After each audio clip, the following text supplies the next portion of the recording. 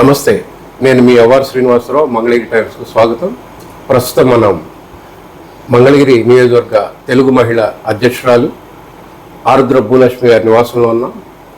ఈ ఎన్నికల్లో ఆరుద్ర భూలక్ష్మి గారు తెలుగు మహిళా విభాగం తరఫున కీలక పాత్ర వహించి ప్రచారంలో ముమ్మరంగా పాల్గొన్నారు. ప్రస్తుతం వారు మనతో ఉన్నారు.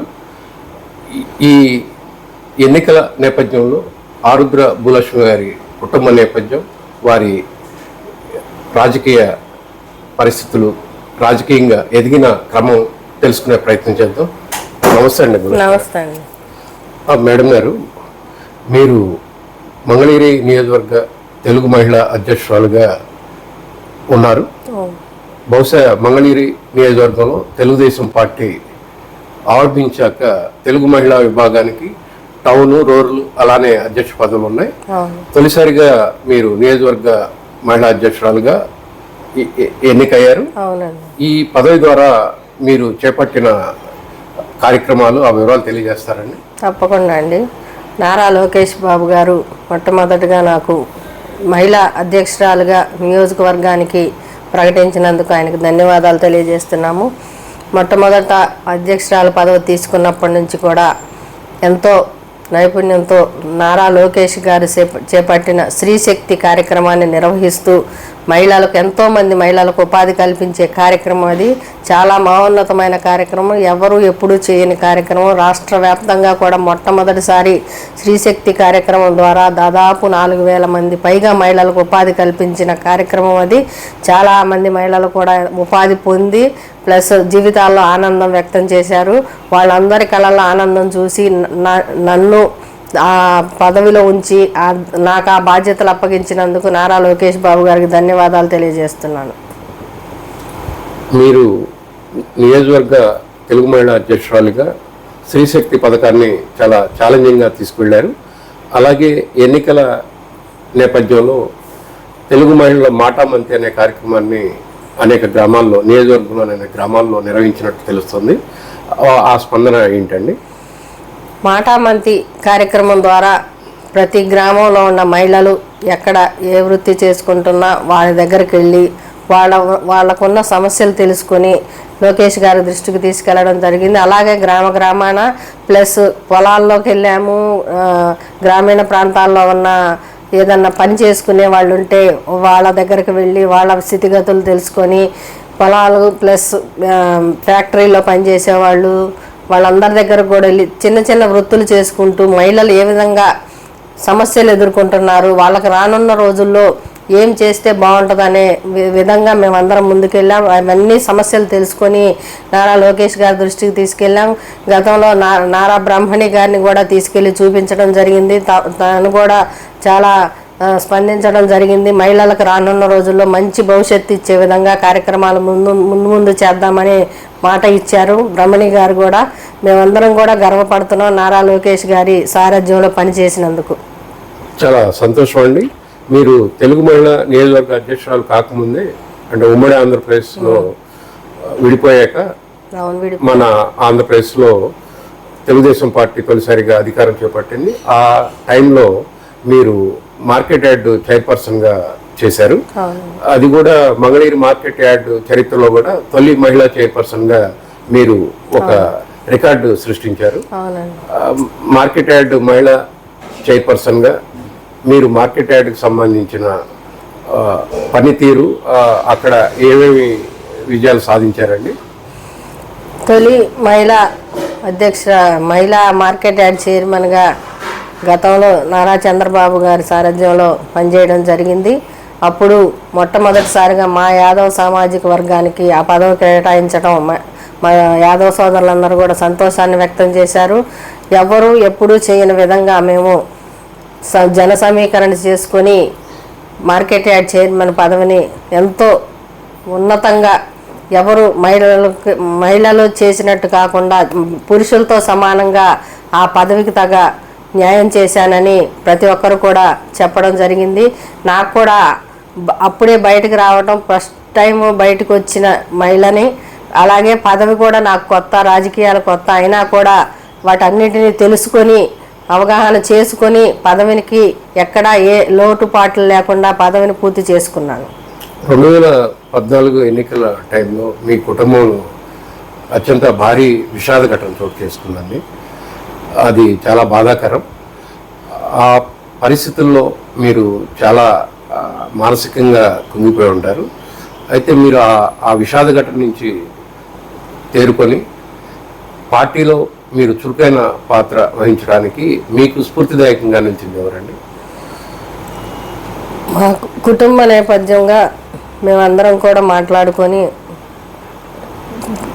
చాలా బాధాకరమైన సంఘటన జరిగింది. కానీ బయటికి రావటం కూడా కష్టమైన పరిస్థితుల్లో మా వారు ఒకటే కోరిక, తను ఎమ్మెల్యే పదవి ఆశించి ఎంతో కష్టపడ్డారు, ఎంతో ఖర్చు పెట్టారు. అయినా కూడా తీరా అధికారం వచ్చే టైంకి ఏదో ఒక పదవి తీసుకునే టైంకి లోటు మా కుటుంబంలో జరిగింది. ఆ బాధ నుంచి మేము తేరుకోవడానికి చాలా టైం పట్టింది. పిల్లలు, నేను కానీ వాటి నుంచి బయట పడాలన్న ఉద్దేశంతో బయటకు వస్తే కొత్త ఊరట లభిస్తుందన్న ఉద్దేశంతో రాజకీయంగా బయటకు రావడం జరిగింది. నిజంగా నా వ్యక్తిగతంగా నేను చెప్పుకోదగింది ఏంటంటే, నాకు ఊరటనిచ్చింది అంటే రాజకీయంగా బయటకు రావడమే. నాకు ఏ అవగాహన లేకపోయినా బయటకు వచ్చిన తర్వాత నాకు నేనుగా తెలుసుకొని రాజకీయంగా ఇలా ఉండాలి అలా ఉండాలని తెలుసుకొని ఇప్పటి వరకు కూడా ఏ మచ్చ లేకుండా రాజకీయ పరంగా ముందుకెళ్తున్నాను.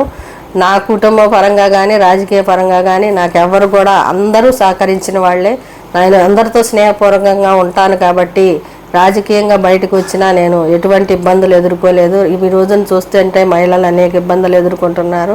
కానీ మనం ఉండే పరిస్థితిని బట్టి మనం వెళ్ళే తీరును బట్టి కూడా ఉంటుందని నా ఉద్దేశం. కాబట్టి రాజకీయంగా బయటకు రావడం వల్లనే నేను కొంత కోలుకొని శక్తిని పుంజుకొని ఇప్పుడు నా బిడ్డలకి చదువు నేర్పుకొని ఇప్పుడు ఒక స్థాయిలో నిలబెట్టుకోగలిగాను అంటే రాజకీయ పరంగా బయటకు వచ్చి కొంత ఊరట పొందడమేనని నా ఉద్దేశం. భూలక్ష్మి గారు, మీ వారు ఆరుద్ర అంకవర ప్రసాద్ గారు అటు రియల్ ఎస్టేట్ వ్యాపారంలోనూ బాగా గుర్తింపు పొందారు. అలాగే తెలుగుదేశం పార్టీలో కూడా క్రియాశీలక భూమిక పోషించారు. మీ వారు పార్టీకి కానీ అందించిన సేవలు ఏమన్నా చెప్తారండి? తప్పకుండా అండి. మా వారు మొట్టమొదటిసారిగా తెలుగుదేశం పార్టీకి ఆకర్షితులై తెలుగుదేశం పార్టీలోకి అడుగుపెట్టినప్పటి నుంచి కూడా ముఖ్యంగా తెలుగు యువత 2 సార్లు మండల అధ్యక్షులుగా 2 సార్లు బాధ్యతలు వహించారు.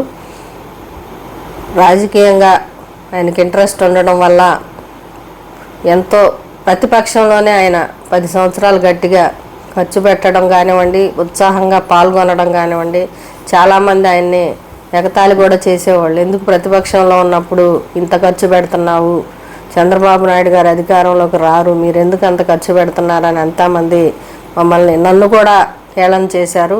కానీ ఆయన పట్టు వదలకుండా చంద్రబాబు నాయుడు గారిని అధికారంలోనికి తీసుకురావాలన్న ఉద్దేశంతో బాగా ప్రోగ్రామ్స్ చేయటం కానీ, కష్టపడి పనిచేయటం కానీ, యువతను ఉత్సాహపరచడం కానీ చాలా కష్టపడి 2014లో అధికారం వచ్చేటప్పటికి ఆయన ఎంతో ఆనందంగా ఉన్నారు.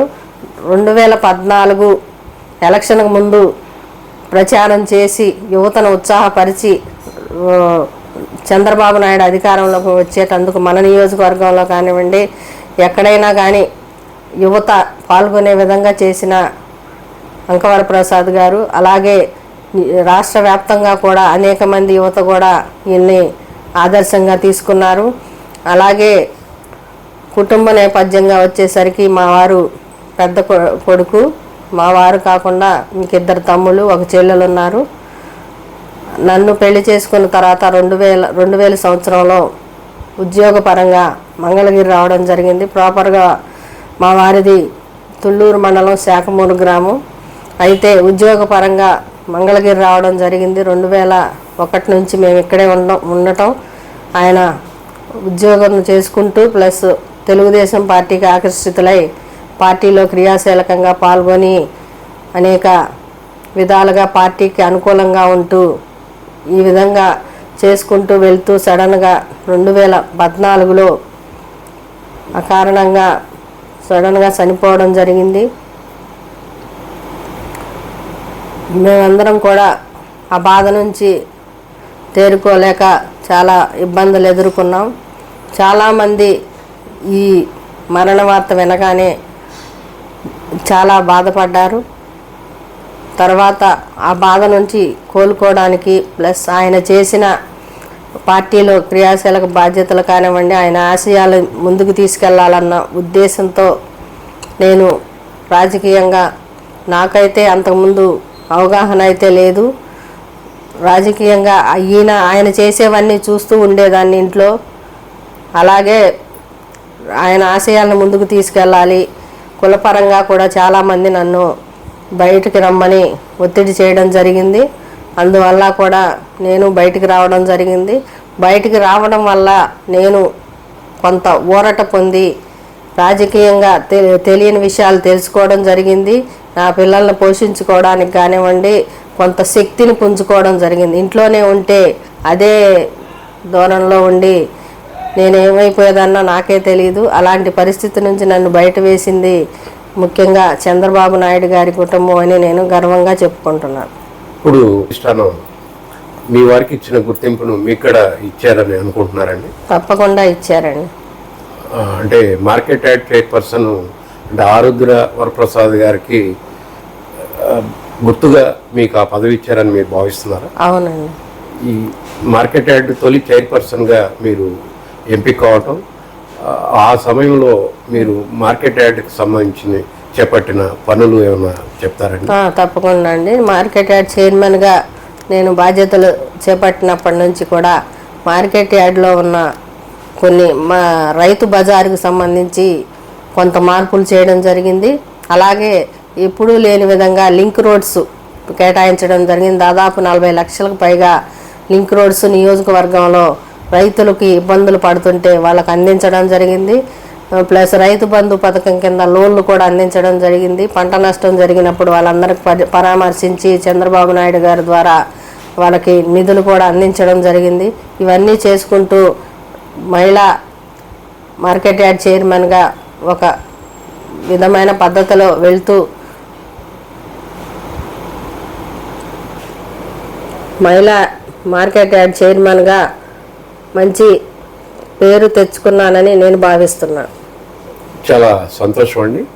అసలు మంగళగిరి నియోజకవర్గంలో స్త్రీశక్తి పథకం అనేది ఎలా రూపుదాల్చిందండి? నారా లోకేష్ గారికి వచ్చిన ఆలోచన అండి ఇది. మహిళలకి ఈ నియోజకవర్గంలో మహిళలు ఉపాధి లేక చదువుకొని కొంతమంది, కొంతమంది అనేక ఇబ్బందులు ఎదుర్కొంటున్నారన్న ఉద్దేశంతో స్త్రీశక్తి కార్యక్రమాన్ని పెట్టారు. ప్లస్ స్కిల్ డెవలప్మెంట్ కోర్స్ కూడా చదువుకున్న వాళ్ళకి ఏర్పాటు చేశారు. అలాగే బ్యూటీషియన్ కోర్సులు కూడా ఈ రోజుల్లో చాలా ఉపయోగకరంగా ఉండి ఆదాయాన్ని సమకూర్చే విధంగా ఉన్నాయి కాబట్టి ఆ విధానాన్ని కూడా మొదలుపెట్టాము. స్త్రీశక్తి ప్లస్ బ్యూటీ కేర్ రెండు నేర్చుకొని మహిళలు ఉపాధి పొందుతారు. దాని ద్వారా ఒక 10,000 ఇస్తే మనం ఈరోజు ఉంటాయి, రేపు అయిపోతాయి. అలాగే ఫ్రీ మిషన్ ఇచ్చినా కూడా ఆ మిషన్ ఏం చేసుకోవాలో తెలియక ఇబ్బంది పడతారు. అలాంటిది వాళ్ళకి ఉచితంగా స్త్రీశక్తి ద్వారా మిషన్ నేర్పించి వాళ్ళకి మిషన్ ఇచ్చి సర్టిఫికేట్ ఇచ్చి నారా లోకేష్ బాబు గారి ఆలోచన చాలా గొప్పగా ఉందండి. మహిళలు ఉపాధి పొందారు. ఇప్పుడు తాజాగా ఎన్నికలు జరిగాయి కదండి, అవునండి. ఈ ఎన్నికల్లో ఫలితాలు ఎలా ఉంటాయని భావిస్తున్నారండి? తప్పకుండా నారా లోకేష్ బాబు గారు ఓడిపోయినప్పటి నుంచి కూడా, గతంలో ఓడిపోయినా కూడా ఇక్కడే ఉండి ప్రజల కోసం పనిచేశారు. ఓడిపోయిన రెండో రోజు నుంచి ప్రజలను ఏ విధంగా ముందుకు తీసుకెళ్లాలి, వాళ్ళ కష్టాలేంటి, వాళ్ళకి చేయవలసింది ఏంటి అని ఒక ప్రణాళికాబద్ధంగా చేసుకుంటూ దాదాపు 29 రకాల సంక్షేమ పథకాలను అందిస్తున్నారు. ఏ ప్రభుత్వం అధికారంలో ఉన్న ప్రభుత్వం, అధికారంలో ఉన్న నాయకుడు ఎమ్మెల్యే ఆళ్ల రామకృష్ణారెడ్డి కూడా కనీసం ఒక పథకం కూడా ఉచితంగా తన సొంత నిధులతో అధికారంలో ఉండి కూడా ఏమి చేయలేకపోతే, నా నాయకుడు నా లోకేష్ బాబు గారు అధికారం లేకపోయినా తన సొంత నిధులతో 29 రకాలుగా ప్రజలను ఆదుకున్నారు. ఇంకంతకంటే ఏం కావాలండి ప్రజలకి? అతను ప్రజానాయకుడని మేమందరం గర్వంగా చెప్పుకుంటూ, మేము ఆయన సారథ్యంలో పనిచేస్తూ ప్రజలకి ఆ హెల్ప్ మా చేతుల ద్వారానే మేము చేస్తున్నాం. నారా లోకేష్ బాబు గారు ఎప్పుడు వచ్చి ఆ ఐటమ్స్ అందించింది లేదు. మేమే ఇప్పుడు నేను దాదాపు 3,000 పైగా మిషన్లు అందించినా కూడా మేమే మహిళలందరి నేతృత్వంతో అందిస్తాం. కానీ నారా లోకేష్ బాబు గారు ఎప్పుడు మా ఆయన చేతులతో ఒక్కసారి ఇవ్వడం జరిగింది. మేమే మా చేతులతో ఆ సేవా కార్యక్రమాలన్నీ చేస్తుంటే మేమందరం గర్వపడేవాళ్ళం రాజకీయంగా ఈ నాయకుడి సారథ్యంలో పనిచేస్తున్నందుకు. ఈ స్త్రీశక్తి పథకం మున్ముందు కూడా కొనసాగే అవకాశాలు ఉన్నాయి? తప్పకుండా కొనసాగుతుందండి. ఇది ఎప్పుడు కొనసాగే ప్రోగ్రాం. నారా లోకేష్ గారి నేతృత్వంలో బాగా ఆయనకి ఇష్టమైన ప్రోగ్రాం బ్రహ్మణి గారికి కానీ నారా లోకేష్ బాబు గారు కానీ బాగా ఇష్టపడే ప్రోగ్రాం ఏదైనా ఉందంటే స్త్రీశక్తి ప్రోగ్రాం. అది తప్పకుండా ఖచ్చితంగా ఎప్పుడూ కొనసాగుతూనే ఉంటుంది. మహిళలు వచ్చేంత వరకు కొనసాగుతూనే ఉంటుంది. భూలక్ష్మి గారు, మీరు పార్టీ పరంగా విశేషంగా గత 9 ఏళ్లుగా నిబద్ధతతో పనిచేస్తున్నారు. ఇక మున్ముందు భవిష్యత్తులో మీరు పార్టీకి మీరు ఏ విధమైన సర్వీస్ చేయాలని అనుకుంటున్నారండి? ఒకటే అండి, నేను మొట్టమొదటిసారిగా రాజకీయంగా బయటకు వచ్చి మొట్టమొదటి తొలి మహిళ మార్కెట్ యార్డ్ చైర్మన్గా సమర్థవంతంగా పనిచేశాను అనుకుంటున్నాను. అలాగే రెండోసారి నియోజకవర్గ తొలి మహిళా అధ్యక్షురాలుగా కూడా నారా లోకేష్ బాబు గారి నేతృత్వంలో మహిళలందరి సహకారంతో చాలా చక్కగా పనిచేశాను. అలాగే రానున్న రోజుల్లో కూడా నా భవిష్యత్ అనేది నారా లోకేష్ గారి చేతుల్లో ఉంది. ఎందుకంటే నారా లోకేష్ బాబు గారు ఏది చెప్తే అది చేయడానికి, ఏ ప్రణాళికలు వేసి ముందుకెళ్ళమంటే ఆ విధంగా ముందుకెళ్ళడానికి నేను సిద్ధంగా ఉన్నాను. నా భవిష్యత్తు గురించి కూడా నారా లోకేష్ బాబు గారు ఏం సూచిస్తే దానికి ముందుకు తీసుకెళ్లే విధంగా, ఆయన చెప్పిన విధంగా కార్యాచరణ ముందుకు తీసుకెళ్లే విధంగా నా భవిష్యత్తు ఉంటుందని నేను భావిస్తున్నాను. ధన్యవాదాలండి. మీరు ఏవైతే ఆశిస్తున్నారో అవన్నీ కూడా త్వరలోనే ఫలించాలని మంగళగిరి టైమ్స్ తరఫున కోరుకుంటూ సెలవు తీసుకుంటున్నాం అండి. ధన్యవాదాలు. Thank you.